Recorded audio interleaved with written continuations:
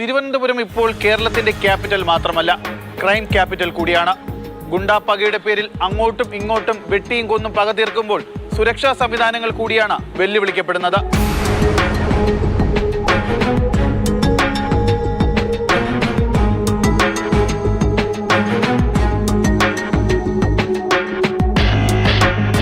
ഇതാണ് ഗുണ്ടാ നേതാവ് വെട്ടുകത്തി ജോയി എന്നറിയപ്പെടുന്ന കുറ്റ്യാണി സ്വദേശി ജോയ്. കഴിഞ്ഞ ദിവസം ഗുണ്ടാ സംഘമാണ് ജോയിയെ നഗരമധ്യത്തിൽ പിന്തുടർന്നെത്തി വെട്ടിക്കൊലപ്പെടുത്തിയത്. പോലീസിന്റെ മൂക്കിൻ തുമ്പത്ത് ഗുണ്ടകൾ നടത്തുന്ന വിളയാട്ടം പോലും തടയാനാകുന്നില്ല.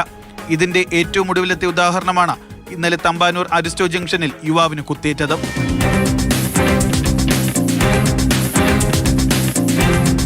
കഴിഞ്ഞ 5 മാസത്തിനിടെ നഗരത്തെ വിറപ്പിച്ച ആക്രമണങ്ങൾ ഏറെയാണ്. കരമനയിൽ ഗുണ്ടാസംഘം യുവാവിനെ മർദ്ദിച്ച് കൊലപ്പെടുത്തിയതും കഴക്കൂട്ടത്തിന് സമീപം തുമ്പയിൽ കാപ്പ കേസിലെ പ്രതിയെ ബോംബെറിഞ്ഞ് കൊലപ്പെടുത്താൻ ശ്രമിച്ചതും ഗുണ്ടാ കുടിപ്പകയുടെ ഭാഗമാണ്.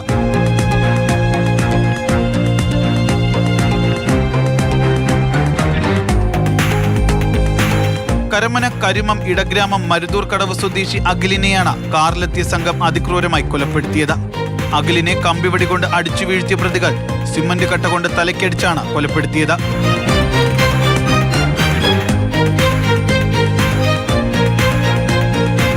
അഖിൽ കൊലക്കേസിലെ പ്രതികളെല്ലാം 2019 അനന്തു കൊലക്കേസിലും ഉൾപ്പെട്ടവരാണെന്ന് പോലീസ് തന്നെ സ്ഥിരീകരിച്ചിട്ടുണ്ട്. വിചാരണ നടക്കുന്ന കൊലക്കേസിൽ ജാമ്യത്തിൽ കഴിയവെയാണ് ഇവർ ഈ കൊലപാതകം നടത്തിയത്.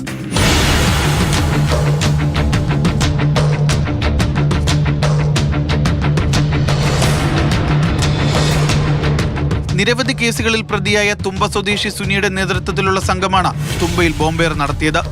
വിദേശത്തായിരുന്ന സുനി ഈ അടുത്താണ് നാട്ടിലെത്തിയത്. അഖിൽ, വിവേക് എന്നിവർക്കാണ് ബോംബേറിൽ പരിക്ക് പറ്റിയത്. ഗുണ്ടാ സംഘങ്ങൾ തമ്മിലുള്ള കുടിപ്പകയാണ് ഇവിടുത്തെ ബോംബേറിന് കാരണം. 37 പേരാണ് 2.5 വർഷത്തിനുള്ളിൽ കൊല ചെയ്യപ്പെട്ടത്. 10 ബോംബേർ കേസുകൾ.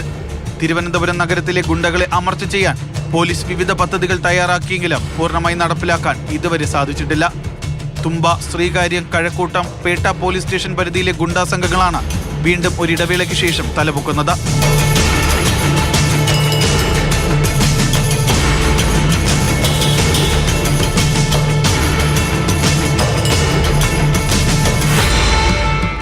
Jibin JB, Mathrubhumi news, Thiruvananthapuram.